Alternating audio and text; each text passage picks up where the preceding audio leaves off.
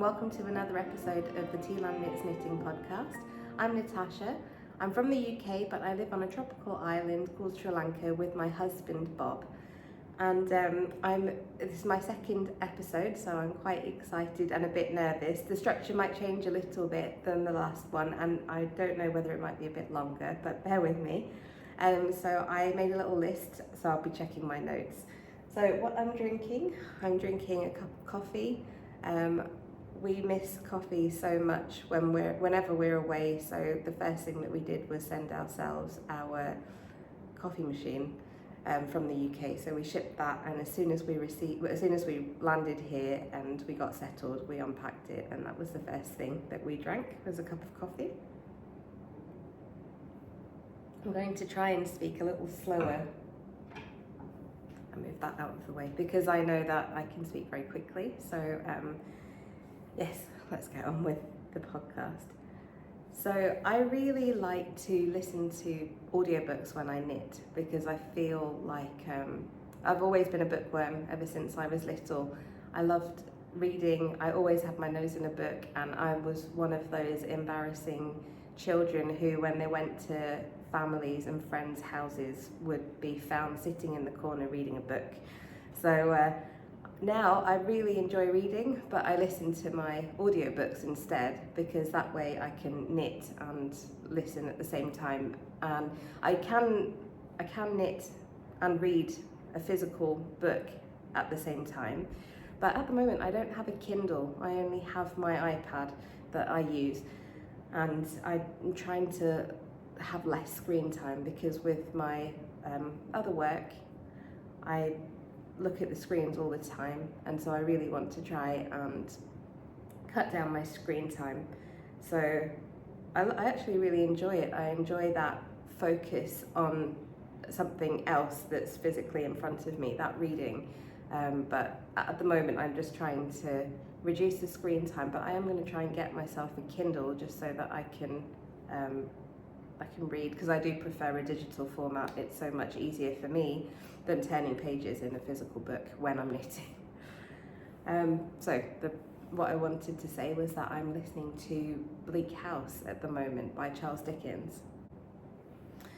So yes, I'm listening to Bleak House at the moment by Charles Dickens, and I'm really pleased that my friend gave me this recommendation because I think I just struggle with some author's voice, and I had started reading something else by Dickens before, and obviously it's more gritty and a bit darker than some of the classics that I've listened to or read. Like the Austens are obviously very like light and warm and fluffy, and so I really enjoy reading them. They're like feel-good books generally. I know that the Brontes are not like that, but my husband actually comes from Yorkshire, which is where many of the Bronte novels are set, and I really enjoy listening to them and visualising myself there. I know what it's like to be somewhere where it's really dark and windy, and when you go up some of those hills in Yorkshire, you can really feel that kind of darkness and that bleakness, and with the moors. And that's obviously in the autumn and the winter, which is when the night's drawing closer. The British winter days are very short compared to the very long summer days. It gets dark around 3 o'clock, and you've got this, gloomy darkness all over the country. But in Yorkshire, in the summer and in the spring, and then it's complete contrast, beautiful, with the lambs gambolling around. And if you follow me on Instagram, you'll see that I often post pictures of us in the Dales with all that lush green grass. And anyway, it's a lovely place. I really recommend that you visit if you never have, and if you have the opportunity to.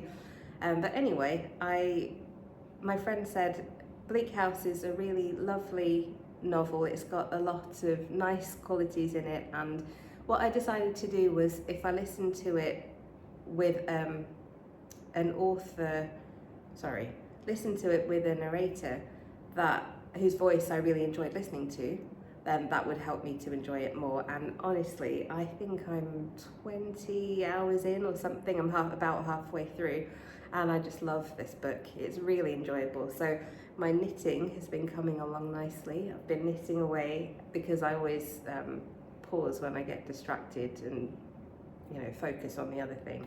But because I want to listen to this book, my knitting's come along nicely. So I'm just going to show you what I've done. So this is my current work in progress. I'm quite, I usually just stick to one knitting project, because at a time, just because I really love having things finished.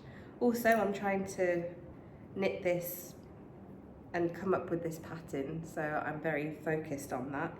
And also because when I like to de-stress, I really enjoy knitting something quite simple and in a lot of stockinette. And I apologise because I know that I'm British, but my knitting terminology is very mixed. So sometimes I'll use British words and sometimes I'll use American knitting terminology. So yes, it's a multilingual knitting podcast in that sense. Okay, so this is how far I've got with this jumper. So let's see what I can talk about. I think I've had about that much. It was less than 6 inches, I reckon, the last time. And now I've managed to get to the point where I have split for the sleeves. So for those who don't knit, this is what it means to divide for body and sleeves. So you knit the top, the yoke depth, which is all of the points at which you need to increase your garment so that it fits from your neck and then increases along your shoulder and across your chest until you reach sort of here, under your arm. And then from there, your stitch counts don't change, they just stay the same generally. At the moment with this jumper, for example, this is quite an oversized fit. It's got no shaping in the body, so that means that all of the stitch count numbers are the same from the bust all the way down to the waist and then across the hips as well. And because it is such a generous garment, it should generally fit around your hips as well as the bust, because I think this one will have, I think I said last time, about 8 to 10 inches of positive ease. But of course there are ways to modify this. So if you wanted to, if you were knitting this yourself and your hips were wider, you could increase your stitch count as you were hitting your hips, or just before you could start to increase. And rather than giving you that sort of boxy, straight up and down shape, it will give you more of a, I guess like an A-line at the base, so that it fits around your hips nicely as well, or so that you've got positive ease at your hips rather than it fitting snugly around your hips, if that makes sense. I know that I've got a lot of viewers, thank you very much, for friends of mine who don't knit. So I'm going to try and break a few things down for you if the knitting terminology is completely new to you, or if you are watching this to support me, thank you very much. And if you're watching this because you would like to knit yourself, then hopefully this will help you a little bit. So what I did here, so this is a new construction to me, a new garment construction, because I'll just show you this again. So this was my Cornwall inspired, Rowley inspired knit.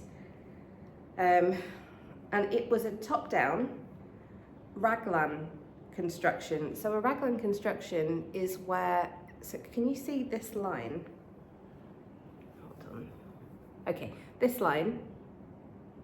So this line travels all the way down from the neck to the point at which you divide for the body and sleeves. So just like it hits just sort of under the underarm. So the underarm's probably around here, and you divide around there, just so that when you put the garment on, it's not snug under your arm, so that you can't move, because that's very uncomfortable. So on a raglan, you have 4 points at which you increase stitches, and those 4 points are across the front, so that's the front, across each shoulder and arm top to create the sleeve cap, for example, and then across the back as well.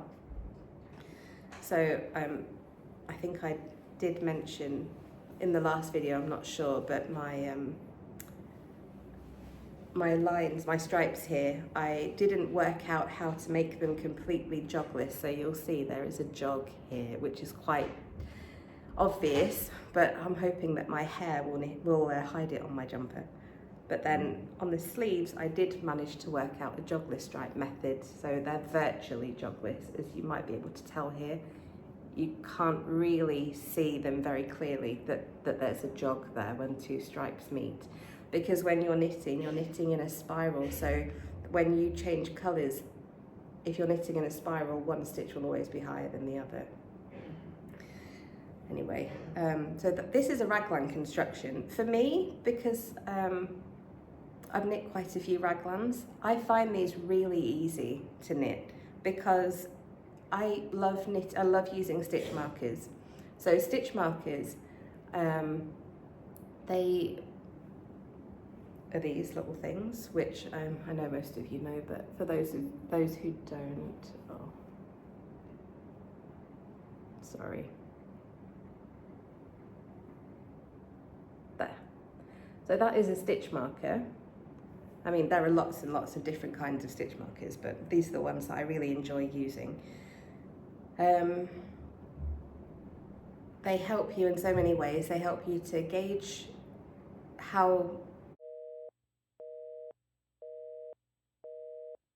they help you to mark your work. So for example, I wanted to count the number of rows that I did until I hit my first stripe. So I used a stitch marker there. And then I was able to just use my needle and count how many stitches. And that's one way of reading your knitting, so that you're not constantly looking at your pattern. You don't just put down your work and then pick it up again and think, oh, where did I get to? I knit this last week and I can't remember where I am and I don't know what I'm doing. So I use stitch markers a lot. I use stitch markers to mark all of my increases for my sleeve, decreases, sorry. All of my decreases for my sleeves. But you use stitch markers in raglans as well. So I usually use 8, and for this basic raglan construction, I'll use 8, and I'll just I'll leave the stitch in between. So I have 2 markers on each increase point, and in between those 2 markers, I'll have 1 stitch that is the raglan stitch, and I'll increase either side of the raglan stitch to create that line. And so this for me is really easy, because I can watch TV or listen to a book and not really have to think about it, because I know that on every other row, a lot of the time, I mean, this has 2 rates of increase on here, but most of the time I can just happily listen away and knit. But with this is a different construction. So this is a top-down drop shoulder construction, and it is new to me knitting it's new to me knitting the drop shoulder construction top down. I think I've only actually knit one other drop shoulder garment, which was the Weekender by Andrea Mowry, of Drea and Knits. So what I've been reading myself, as I received a tip from a knitting podcast that I watch, which I will put in down here. So the podcast is called Wool Needles Hands, and it's by Taylor Earl. And I really enjoy listening to her podcast because it's very informative, or watching her YouTube podcast because it's very informative. And she also gave some resource suggestions or recommendations for when you're starting out with pattern design. Sorry, I'm just going to go and turn on the lights because it's getting a bit dark. I wonder if we might have some rain or a storm. That's a bit better. So one of her recommendations was a book called Knitting from the Top by Barbara G. Walker. And I think this book was written in the 70s, if I'm not mistaken. And it's just so interesting. Barbara Walker basically wanted everybody to be able to knit their own garments based on their own measurements, and to do it rather than following a specific pattern, to be able to do it themselves if they'd rather not follow a pattern. I've really enjoyed reading it. So what I used was, or what I followed her instructions for a garment, and I did actually knit one. Oh, it's not that one actually. So I followed her instructions for this garment, and then I kind of made some tweaks to make it a bit easier for me with the kind of construction method that I like, because I do prefer sort of a seamless construction. So I'll explain. So what I did was I first knit the back.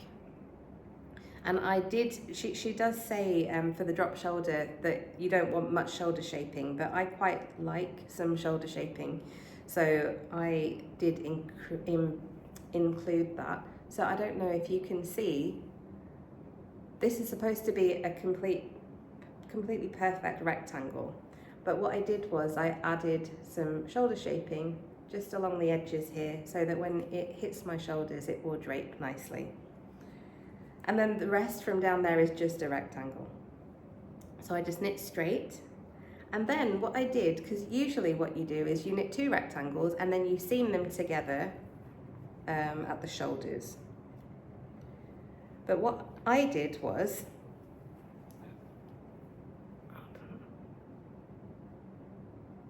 there we go. So that is my shoulder seam. But what I did was once I'd knit the back, I turned my work with the right side facing me. Right side facing me. Yes, I picked up stitches along the shoulder according to the calculations that I had made for my neckline and for how wide and how round I wanted it to be, because this will have a rounded neckline. And then I knit the shoulder. I knit the two parts for the shoulder, and I also at the same time increased stitches. So if you think about the construction, you've got your shoulders, and you want a space here. Obviously not this big, but you want a space here for your neckline. So you pick up stitches just for this part and you knit. But if you just kept knitting down, you would have a huge gap here, and you'd also not be able to meet, your stitches wouldn't be able to meet here. So what you do with this neckline construction, which I really like because you can adjust it so easily, is you knit down for a little way, and then you start to, while you keep these stitches the same, you start to increase here, and as you increase and knit down at the same time, your stitches meet in the middle, and you have also got your neckline. And when you increase gradually, you change the shape of your neckline. So for example, if you wanted a square neck, you would just knit straight down, you wouldn't increase here. And then when you get to the depth that you want, you cast on a load of stitches, and that makes a straight line here, and that will give you your neckline. But for me, I wanted a slightly gradual round neckline, but I personally don't like the fit of a very close crew neck. I feel like it doesn't suit me, but also I don't like the feeling of the yarn right in my neck here. because I feel like it's choking me. So I prefer to have a slightly wider neckline. So that's why with the other sweater that I've knit, which the Cornwall inspired sweater, it will have a slightly wider crew neck so that it kind of hits, I think it kind of hits around here rather than here. So it's not so close. So it will still provide that warmth and that snugness. And I don't know if you noticed, but it's got a double collar. I still haven't woven in the ends yet or blocked it. But it's got a double collar. And that means that I knit the collar like this much, and then I folded it over, and then I seamed it along here. So this gives you extra warmth and coziness, and also I feel like it's quite a nice, neat design feature because the ends of your collar, which sit against the body and that people see, are really neat because you have this lovely sort of ribbed, corrugated, stretchy neckband. So I don't yet know whether I'm going to do a folded collar for this yet. So that's why I just knit half of it and I put it on, because that's the great thing about top down. You can always try on your knitwear as you're knitting it. And I'm not 100% sure. I think I need the weight of the whole sweater before I can work out how low the neckline is going to sit. So what I did was I knit for some of the ribbing, and then I slipped the rest of the stitches for the neckline. I slipped all the stitches onto some scrap yarn, and this is just some cotton 4-ply that I have, and I'm knitting in like a DK worsted. So if you are slipping stitches onto scrap yarn, you always want to use a yarn that's either the same or smaller, ideally, like a finer weight than what you're knitting with, because it means it won't stretch out the stitches at all. So I'm going to knit the rest of the jumper, and then I'm going to finish off the neckline at the end and see for when I'm designing what kind of depth I like, how high I want it to sit. At the moment it's 1.5 inches, but I'm debating whether I want 1.5 or 2 inches, and I'm also going to see whether I want a folded collar or not. So that's in progress. So anyway, I increased for the neckline. I cast on extra stitches, so I got my neckline right, and then I knit straight until the back and the front were the same length, until I'd finished sort of the yoke, and then I just joined them in the round. So I love, oh dear, I've dropped a couple of stitches. I'll show you this. I love knitting in the round. Knitting in the round means knitting, all of your knitting ends up being on one set of knitting needles, and I'm just going to fix this stitch because it's annoying me. Okay, so knitting in the round means that all of your stitches end up, or begin with, I mean, this was knit completely in the round with no picking up stitches or seams apart from the neckline. But anyway, I'll talk about that in another episode when it's heading for release.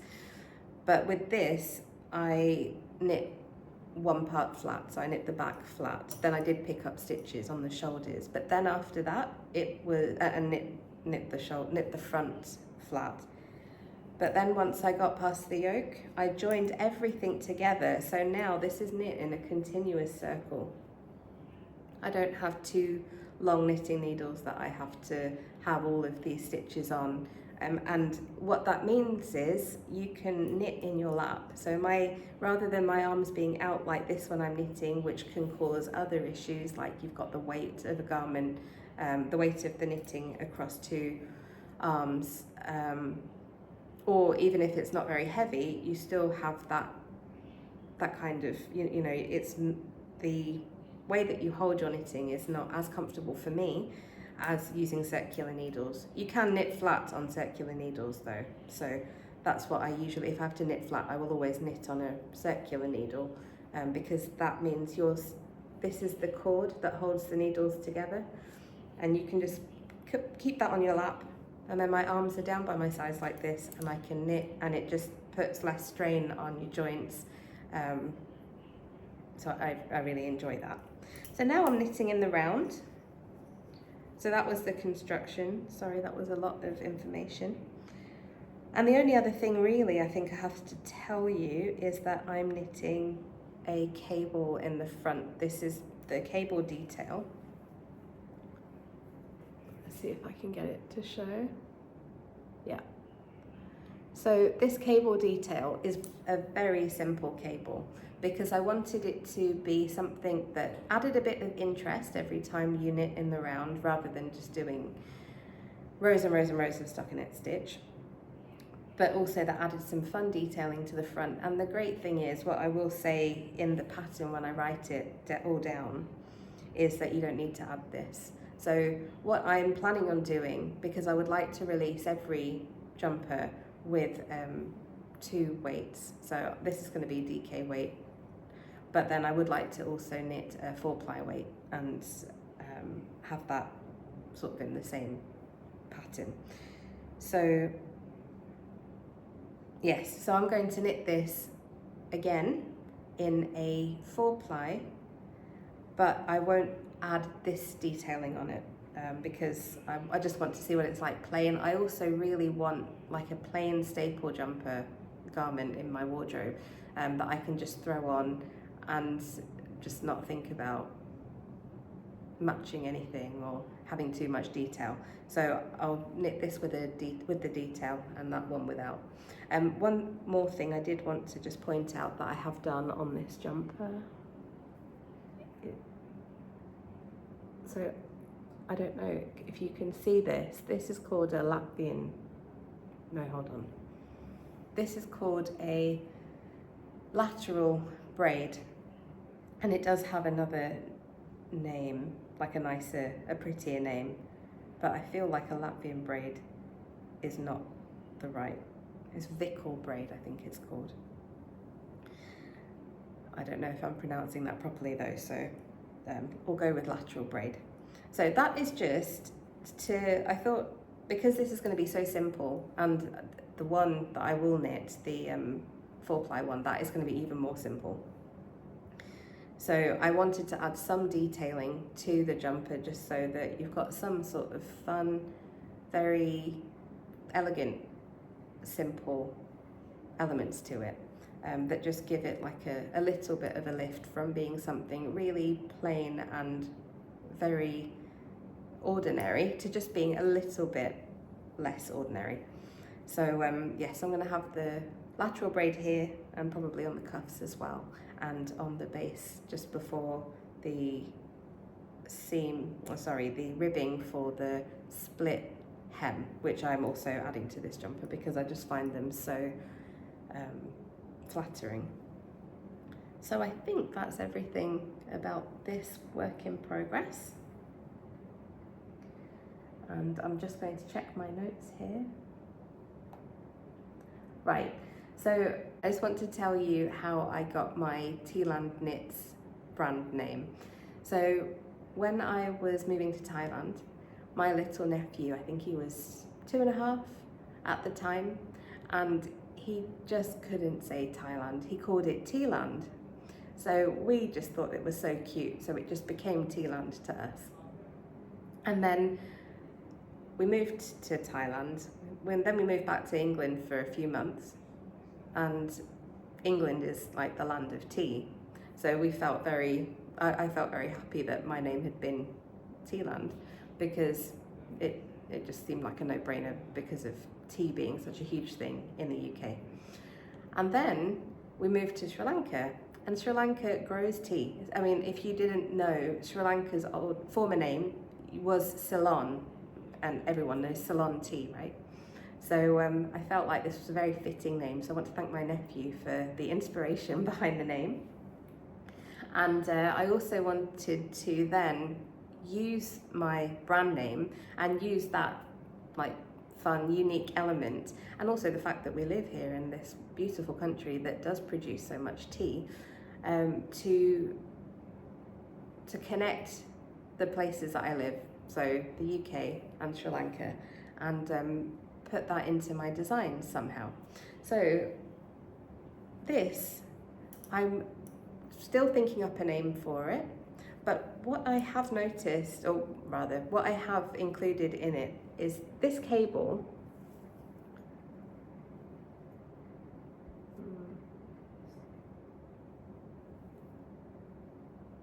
Oh, I'm really struggling to get it to focus. Right, this cable looks a little bit like tea leaves that are growing together like this. And that's what I was going for. This beautiful colour reminded me of the tea, and then I added the cable down the front that looks like the leaves just coming together on every row, cable row. So this will have some sort of tea themed name. And then this one, I'm going for the Cornish Tea Jumper, because we have this beautiful memory of being in Cornwall for our anniversary when it was the 10th anniversary, and we went into a little town called Faux, and it was beautiful. The walk was lovely that we went on, wandering into the town, which is on a really steep hill, or down a really steep hill, because walking back to the car, I forgot how steep that was when we returned there later. But we had a really lovely cream tea.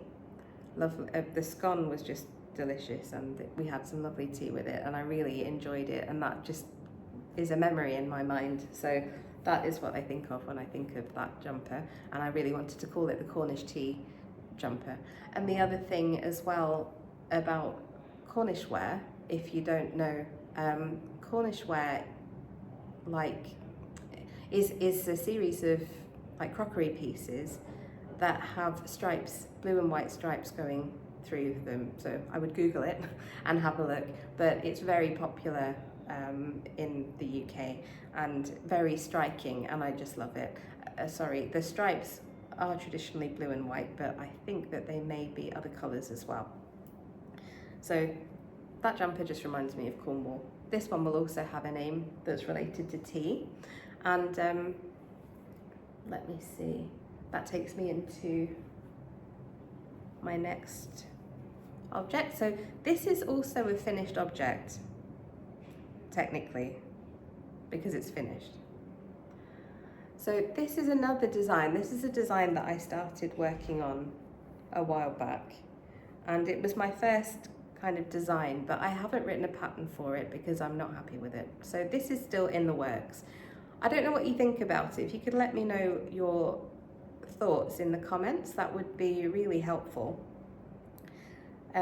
So it's a raglan construction, again, jumper with a decent amount of ease without it feeling too oversized. So I think it may have, I've made it like a 0 to 4 inches, but I think this on me is like 2 inches of ease, something like that. It's cropped, so it's quite short, and I was thinking that I would like to wear it when we get back to the UK.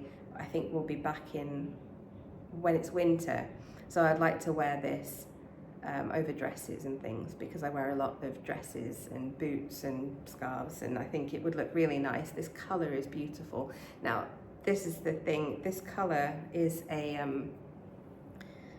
like a special yarn from an independent dyer, and this was like the last of her batch. So if you see the frogs that I've knit, Rolly, he's actually knit in this yarn, the same yarn. It's the Falkland merino yarn,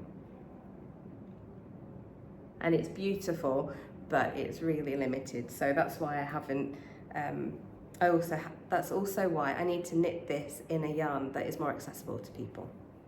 But this is like a faux cable design. The neck is way too round, it just falls like off my shoulders. So I need to work on the stitch counts for that. That's why this is my very first one, and I was a bit nervous when I was designing the drop shoulder with the wider neck, because the neckline is so important that it doesn't fall off your shoulders. I also have very narrow shoulders myself, so it was always going to happen if I designed it too wide.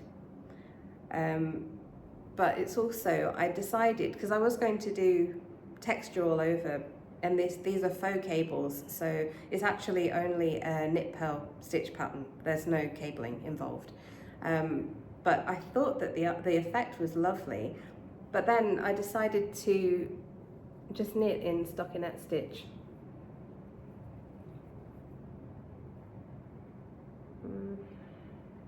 Sorry, I really have to work on my focusing skills. I just knit in stockinette stitch after I'd hit the yoke, and then the dividing for body and sleeves, and then it's just stockinette from there downwards. So this is a work in progress. And yeah, I can't remember. I think I wanted to call it the English breakfast jumper. I need to check whether I can call it that, but it just reminded me of toast, because the faux cables have like that sort of triangular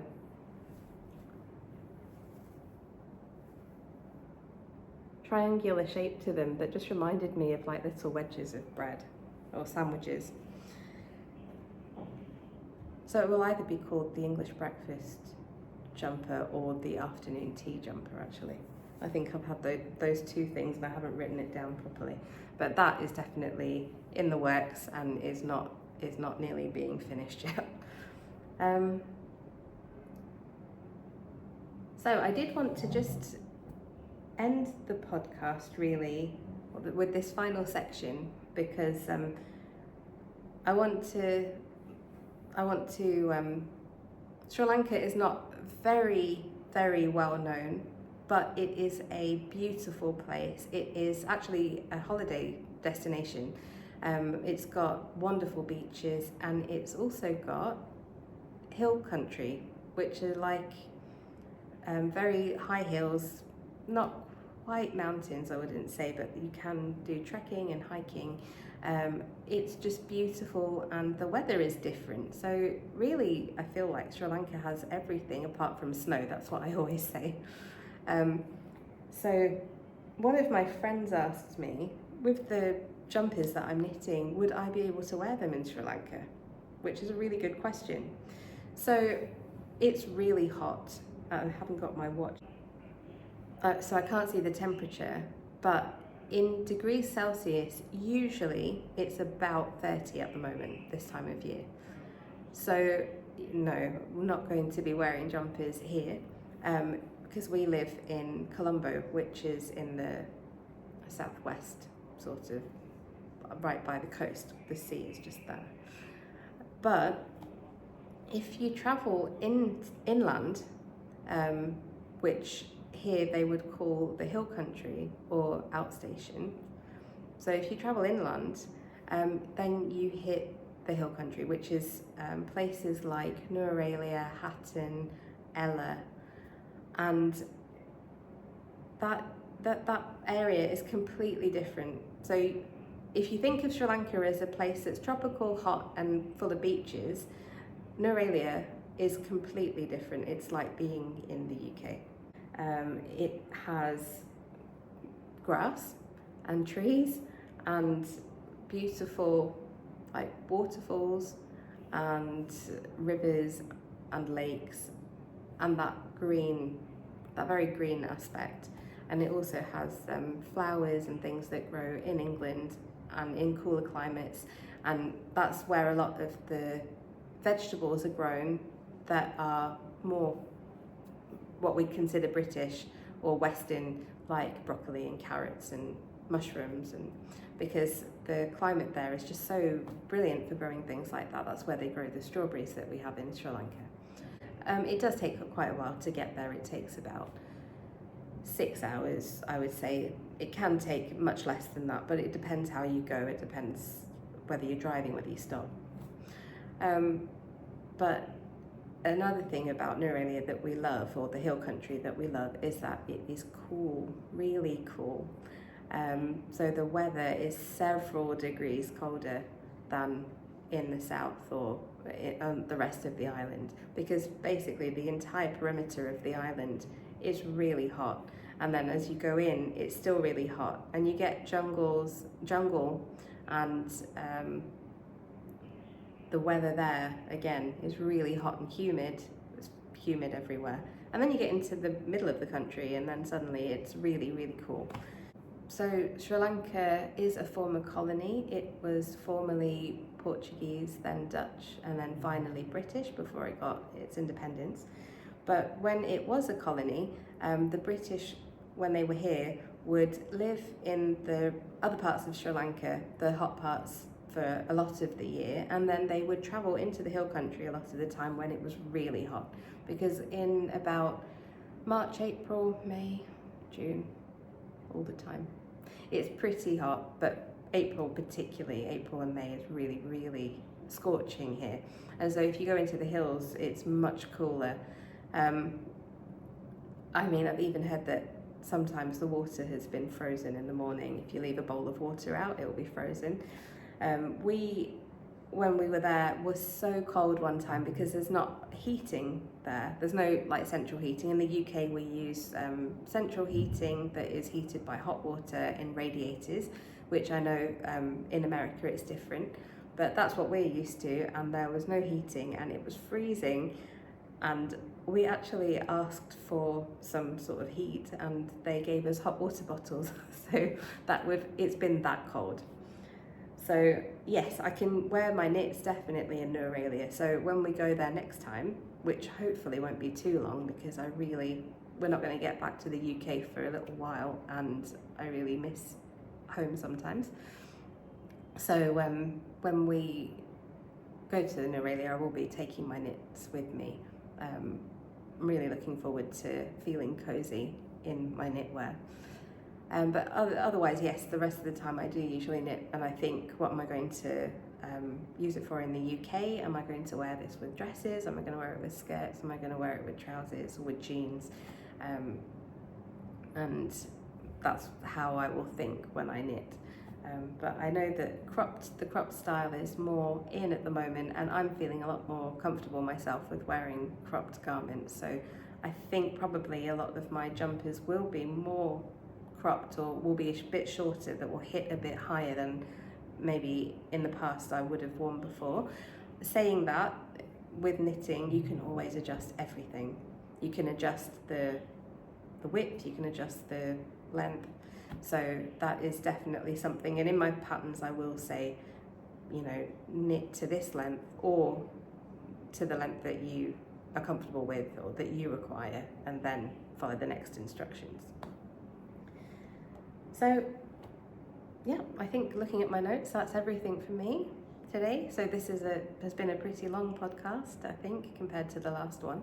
But I do feel a little bit more comfortable. I'm looking forward to getting into this series a bit more.